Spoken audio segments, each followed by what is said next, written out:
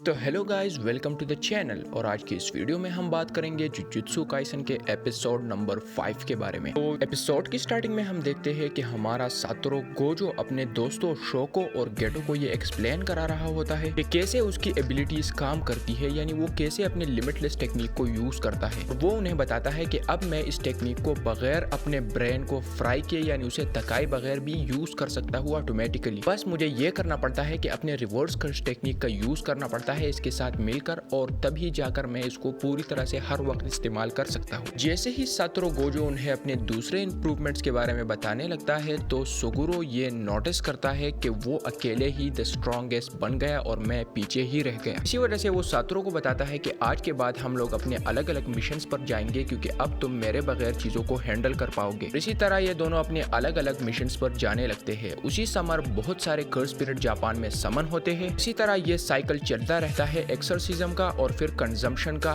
जो कि सुगुरु गेटो करता है। इतने सारे कर्स स्पिरिट को कंज्यूम करने के बाद सुगुरु गेटो अपना वे खोने लगता है, यानी वो अब थोड़ा थोड़ा पागल होने लगता है। वो इस बात के बीच अटक चुका है कि क्या मैं इन सॉर्सरर्स को बचाऊं या मैं इन्हें नहीं बचाऊं, कि वो अपने अंदर ही अंदर इन लोगों को हकीर समझता था और वो कहता था कि ये सारे लोग मंकीज हैं। उसके दिल में इन लोगों के लिए एक नफरत सी भर गई थी जो उसे अब कंट्रोल नहीं कर सकता था। इसके बाद हम देखते हैं कि सुगुरु गेटो एक शावर लेता है और बाहर बैठ जाता है। उसे कंपनी देखने के लिए आयु हब्बारा आता है, जो उसे बताता है कि मेरे अगले दिन कुछ मिशंस है और इसके बाद जिंदगी कुछ यूं ही चल रही है। तो हमारा सुगुरु गेटो इससे पूछता है कि क्या तुम अपने काम से खुश हो, यानी तुम सॉर्सरर बन के खुश हो। जिस पर हब्बारा बोलता है कि मुझे इस टाइप के टफ क्वेश्चंस के आंसर देना नहीं आता, बस मैं इतना बोलना चाहता हूँ कि अगर मेरी वजह से किसी की मदद होती है तो हाँ, मुझे इससे बहुत ही अच्छी फीलिंग्स मिलती है। ये दोनों यही बातचीत कर रहे होते हैं कि अचानक इन दोनों के सामने एक यंग हॉट लेडी आ जाती है और यही लेडी इन दोनों से पूछती है कि तुम लोग किस टाइप की लड़की को पसंद करते हो। वो दोनों थोड़े शॉक्ड रह जाते हैं, जो कि होना ही था। और उसके बाद सुगुरु गेटो से पूछता है कि तुम अपनी आइडेंटिटी हमें बताओ, तुम कौन हो। और उसके साथ साथ हबाराई कहता है कि इस लड़की को देखने के बाद मैं ये समझ चुका हूँ कि ये कोई बैड पर्सन नहीं है। बाराई फिर इन दोनों को अकेले छोड़ देता है और वहाँ से चला जाता है। ये लड़की अपनी इंट्रोडक्शन कराती है और सुगुरु गेटो को बताती है कि मैं भी तुम्हारी तरह एक स्पेशल ग्रेड सोर्सरर हूँ और मेरा नाम है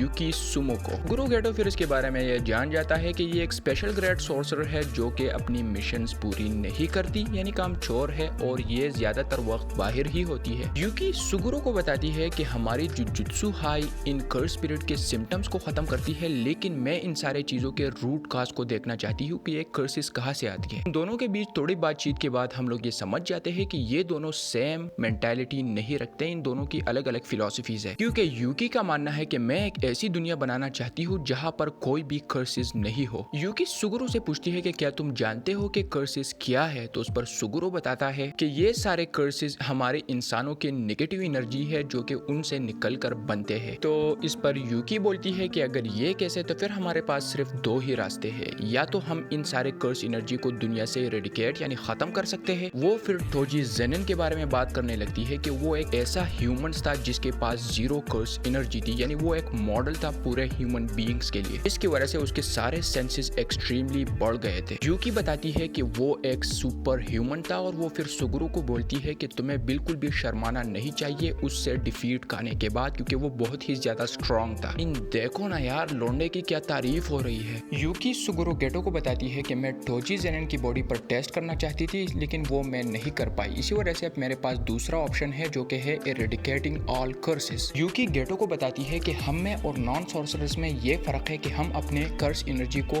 कंट्रोल कर सकते हैं। इसीलिए वो सोचती है कि अगर हम इन नॉन सॉर्सरर्स को अपनी एनर्जी कंट्रोल करना सिखाए तो उससे बहुत ही ज्यादा फायदा होगा, और फिर नॉन सॉर्सरर्स से ये कर्स एनर्जी लीक नहीं होगी और इसी तरह कर्सेस नहीं बनेंगे। ये सुनने के बाद सुगुरु यूकी को बताता है कि क्यों ना हम सारे नॉन सॉर्सरर्स को मार दे, इसी से भी तो सारी प्रॉब्लम्स हल हो सकती है। इसके जवाब में यूकी बताती है कि हाँ, तुम्हारे तरीके से ये प्रॉब्लम हल हो सकती है और ये इजी भी है, लेकिन ये एक बहुत ही ज्यादा क्रेजी आइडिया है। और ये सुनने के बाद यूकी सुगुरु से पूछती है कि क्या तुम्हें नॉन सॉर्सरर्स पसंद नहीं, और सुगुरु गेटो इस बात का जवाब नहीं दे पाता। गेटो यूकी को बताता है कि मैं पहले ये मानता था कि हम जैसे सॉर्सरर्स इसलिए पैदा हुए हैं ताकि हम नॉन सॉर्सरर्स की हिफाजत कर सके, लेकिन जब अब मैं इस बात पर सोच रहा होता हूँ तो मुझे ये बात पॉइंटलेस दिखती है। तो यूकी गेटो को बताती है कि मुझे लग रहा है तुम्हारा जो हेट है नॉन सॉर्सरर्स के लिए वो बहुत ही ज्यादा बढ़ रहा है और तुम्हें इसे रेजिस्ट करना आना होगा। और इसी तरह यही एडवाइस देकर वो वहाँ से चल पड़ती है। चलने से पहले वो गेटो को बताती है कि मैं यहाँ पर सातोरू गोजो से भी मिलने आई थी लेकिन मिल नहीं पाई, इसी वजह से तुम उसे मेरी ग्रीटिंग देना। और जाते वक्त वो गेटो को बताती है कि मास्टर टेंजिन की फिक्र मत करो, वो स्टेबलाइज हो गया है, और वो वहाँ से चल पड़ती है। उसके बाद हम देखते हैं कि सुगुरु गेटो और केंटो हबाराई की बेट के साथ उसके डेथ पर मॉर्निंग कर रहे होते हैं। केंटो बताता है कि ये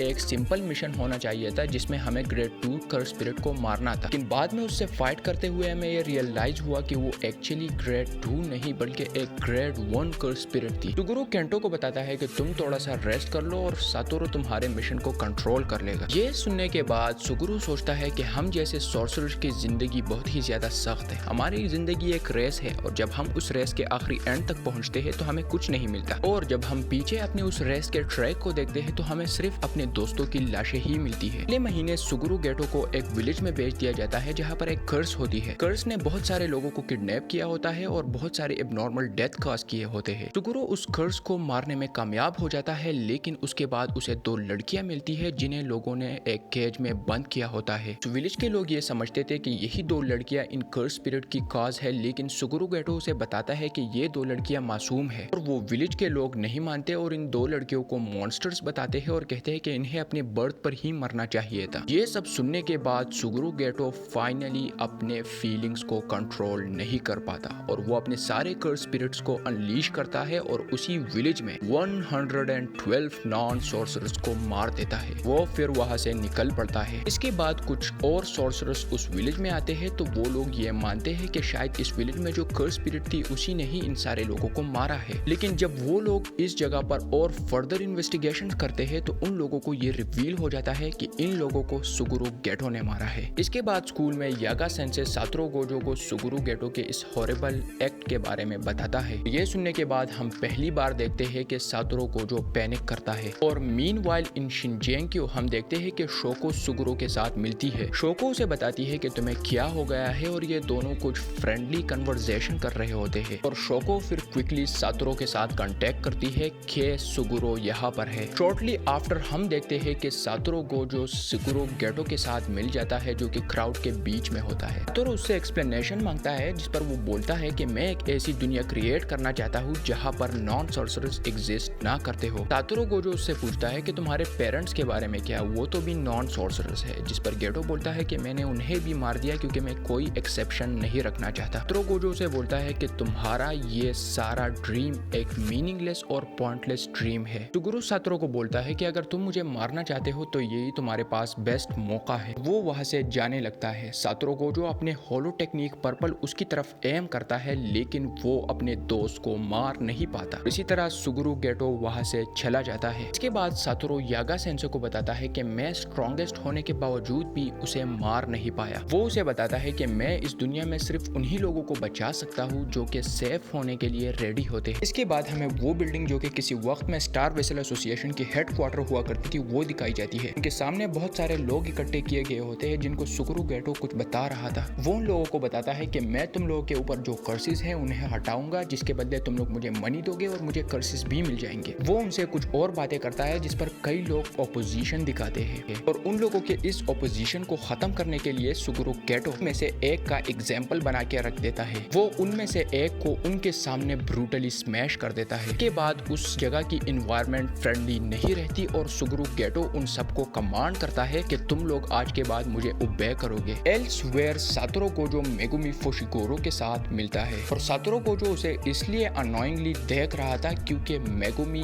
बिल्कुल एग्जैक्टली अपने बाप तोजी की तरह दिख रहा था। तो इसी के साथ हम आज के एपिसोड को एंड करते हैं। आई होप तुम लोगों को वीडियो पसंद आई होगी, तो प्लीज भाइयों चैनल को सब्सक्राइब करना ना भूलना। मिलते हैं आप लोगों के साथ नेक्स्ट वीडियो में, तब तक के लिए बाय बाय।